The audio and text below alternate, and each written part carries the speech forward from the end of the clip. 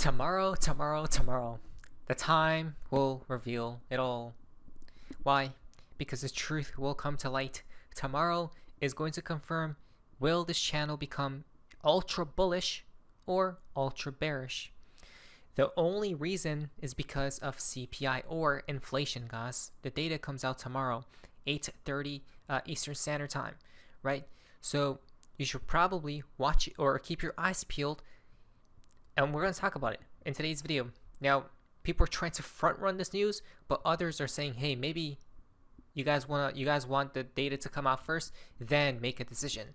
So this is interesting. Tomorrow, we are set to receive the last CPI inflation report before the June Federal Reserve meeting.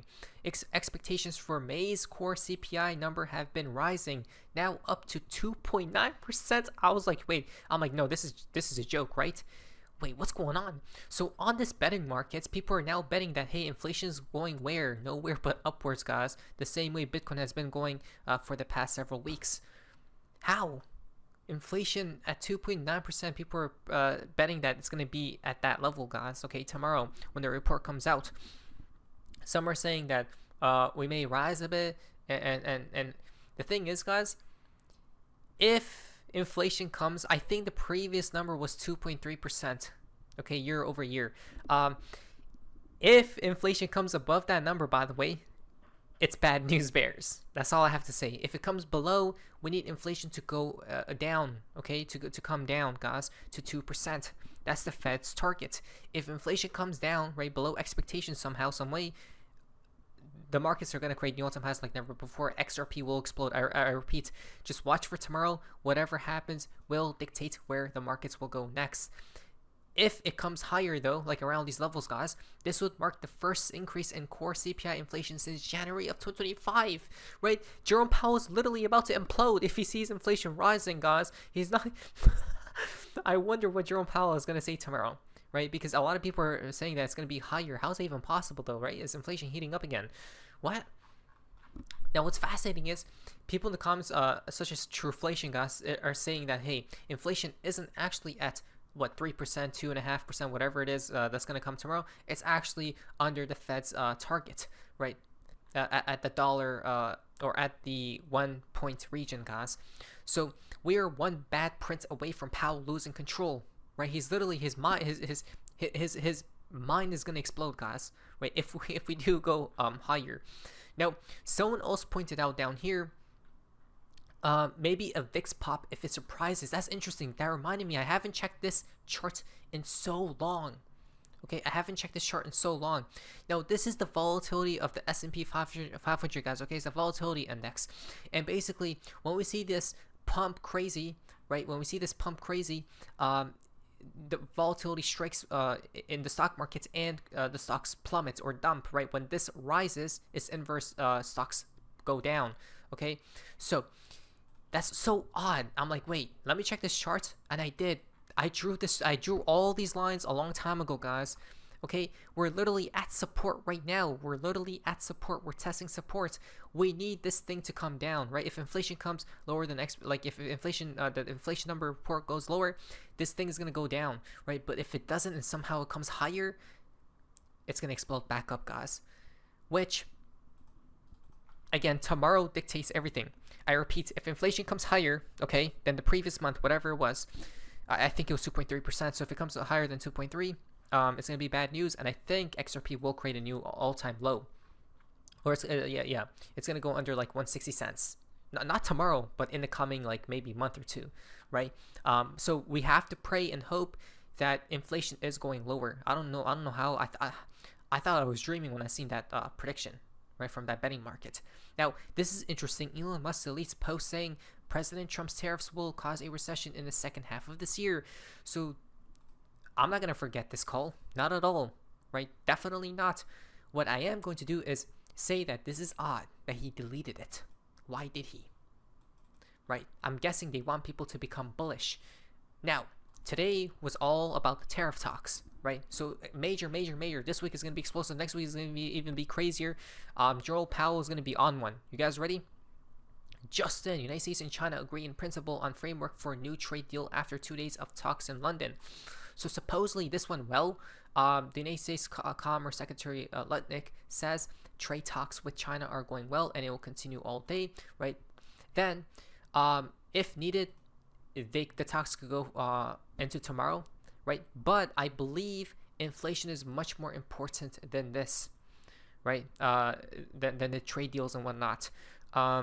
Because of the Fed, right? The Fed controls it all. So if inflation doesn't come down, the Fed is gonna be like, boo-hoo, we're gonna wait, and even if it takes 5 years until it comes down, right? But obviously it's not gonna take that long. They're gonna manufacture a recession for that to come down if it doesn't happen organically. But Chinese Commerce Secretary says United States, China reached a consensus trade agreement around the Switzerland negotiations, right? So they're bringing upon every possible bullish news known to mankind to, I guess, pump markets. Will it work or not? We'll see though, right? This is a day before CPI data goes live tomorrow. The United States and Mexico are closing in on a deal that will remove 50% tariffs on steel imports up to a certain volume per Bloomberg. What's going on here, right? So much bullish news. Again, the cherry on top, the main ingredient here is tariffs aside, right? The tariff stuff is like the cherry on top, I would say. But CPI is what determines it all, in my opinion, right? CPI is the issue, guys. I honestly think Trump, I don't know, never mind. Okay. Bitcoin is primed for a surge to fresh all-time highs above $130,000 from CNBC, right? So all of a sudden, I don't know how this is even possible. This has to be coordinated, because every news channels are bullish. Bitcoin is primed for a surge to fresh for all-time highs above 130K. Interesting, huh? According to the charts. Then we got $800 billion asset manager Bernstein says it's $200,000 Bitcoin price prediction for 2025 is conservative. That's so crazy, right? So they're all saying you have to be a bull, guys. So what will it be? Up or down? We'll see. Someone just opened a $53 million 20x long position on Bitcoin.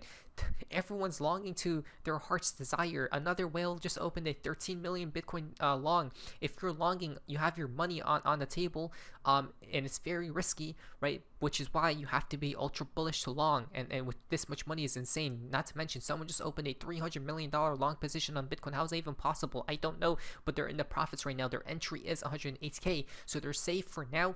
But volatility is about to ensue to the highest order tomorrow. I'll prepare, like I wouldn't even sleep if I was them. Someone just bought $212 million worth of Bitcoin. We are so back. People are buying on a buying spree. It's going ballistic. Publicly traded cooler buys an additional 118 Bitcoin for $13 million. Then Michael Saylor Strategy buys 1,000 Bitcoin worth $110 million.